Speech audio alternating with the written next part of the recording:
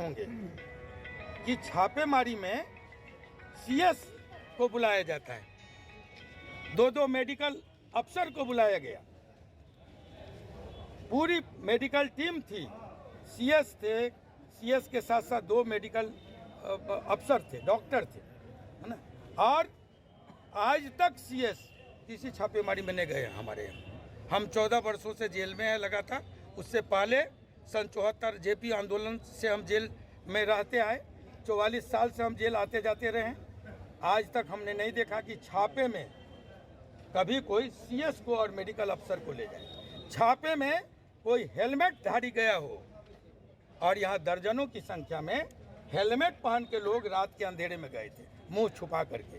वो पुलिसकर्मी कहीं से भी बॉडी लैंग्वेज से नहीं लगता था, उसका बॉडी लैंग्वेज ये नहीं बताता था कि वो पुलिसकर्मी है।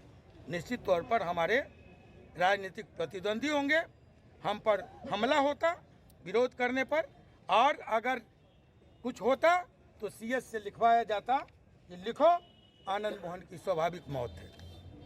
14 साल 4 महीने मेरे होने को आए, है ना। 14 साल 5.5 महीना अब, और सारा रिपोर्ट मेरे फेवर में गया है। आप छोड़ते नहीं है। 14 साल में सुप्रीम कोर्ट का निर्देश है। आप नालसा के अधिकारी यहाँ बैठे हुए हैं, जिला विधिक प्राधिकार, आप उनसे पूछिए कि सुप्रीम कोर्ट का क्या निर्देश है।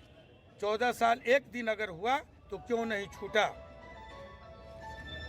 आज हमारा 5.5 महीना होने को है, और तब अंतिम में आप एक साजिश रचते हैं। बेहतर होगा, मैं आपके माध्यम से माननीय मुख्यमंत्री जी से कहूँगा कि इतनी ही अगर घृणा है हमसे, इतना ही अगर नफरत है हमसे, एक तो निर्दोष, दुनिया की कोई ताकत समझा नहीं सकती है कि आनंद मोहन दोषी है। बच्चा जानता है कि आनंद मोहन जी कृष्णैया मामले में निर्दोष है। हमने संविधान का पूरे सब्र से, पूरे धैर्य से, संविधान की गरिमा और कोर्ट की मर्यादा का वहन करते हुए निर्दोष जेल काट लिया, फांसी की सजा करवाए, आजीवन कारावास हुआ, और हमने सब सह लिया ना, सारा कुछ। मतलब कि अगर हम मर्यादा में बंधे हुए हैं, हम लोकसभा के मेंबर रहे, हम विधानसभा के मेंबर रहे हैं, कानून हम बनाते रहे हैं ना। उस पंचायत में बैठे जो 750 लोग देश चलाता है, वो सौभाग्य 2 बार हमको मिला।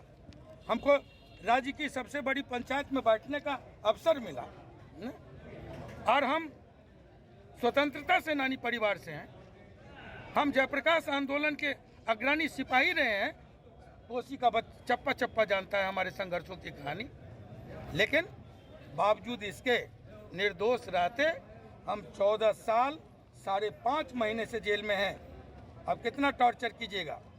एक मोबाइल की सजा दी जाती है सेल, या तो जेल मैनुअल के अनुसार धारा 48-49 के अनुसार आपको मुकदमा, लेकिन हमको एक गुनाह की सजा 3 बार दी गई, 3 तरीके से दी गई है। इस केस में चरित्र हनन के लिए, सिर्फ रिपोर्ट खराब करने के लिए। एक कि हमको सेल दिया गया, दूसरा कि हम पर थाने में मुकदमा किया गया जेल मैनुअल के अनुसार, और आईपीसी की धारा 420 के अनुसार के तहत हम पर आईपीसी भी चलाया गया, जेल मैनुअल भी चलाया गया, और सुपरिंटेंडेंट के और आईजी के अनुसार सेल भी दिया गया लिखित आदेश पर। तो ये सारी बातें, अगर ये मन नहीं भरा हो तो बेहतर है, ये नाटक ड्रामा क्यों कर रहे हैं। अगर हम जिंदा हैं और इससे लोगों को परेशानी है तो आकर के गोली मरवा दे, सीधा सीधी गोली मरवा दे, बेहतर ये होगा। इंतजार किस बात का, हम छाती चौड़ा करके हैं, हम इंतजार कर रहे हैं, आइए और गोली से उड़वा दीजिए, या नहीं तो जेल आपका है, जहर खिलवा दीजिए। ये भी हो सकता है साजिश के तहत। आखिर 23 को पिछले 23/10 में 23:10 को रात के 7:30 बजे अचानक एक औचक छापेमारी मंडल कारा सहरसा में होती है। ये सिर्फ 32 मिनट चलती है, सिर्फ 32 मिनट। जेल के किसी पदाधिकारी को, चाहे सुपरिंटेंडेंट हो या जेलर हो, किसी को आने नहीं दिया जाता है, सबको बाहर रोक दिया जाता है। इसका प्रूफ है सीसीटीवी कैमरा जो गेट के बाहर भी है, गेट में है और गेट के अंदर, जेल के अंदर जो गेट है उसमें तीनों जगह है। ये छापेमारी 32 मिनट में संपूर्ण जेल की छापेमारी नहीं हो सकती है। एक वार्ड की छापेमारी हो सकती है 32 मिनट में, 40 मिनट में, लेकिन संपूर्ण जेल की छापेमारी नहीं हो सकती है। ये बताता है इंटेंशन, ये कि आप पूर्वाग्रह से ग्रसित होकर एक व्यक्ति को जानबूझ के तबाह करने के लिए, तंग करने के लिए आप गए। मेरे पास से बताया गया कि 4 मोबाइल, यहाँ प्रेस के सारे लोग हैं और वकील लोग हैं। मैं एक बात आपसे पूछूंगा कि आपके पॉकेट में कितना मोबाइल है, बताइए आप।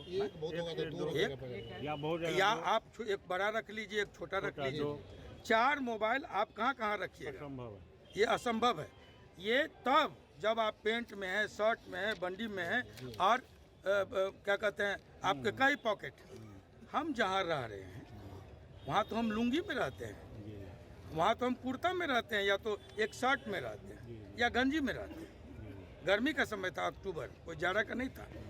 और हमको कहा गया कि आनंद मोहन के पास से 4 मोबाइल बरामद। इससे बड़ा कोई सफ़ेद झूठ नहीं हो सकता है ना। और इसलिए मैं कह रहा हूँ कि ये कौन पकड़ा?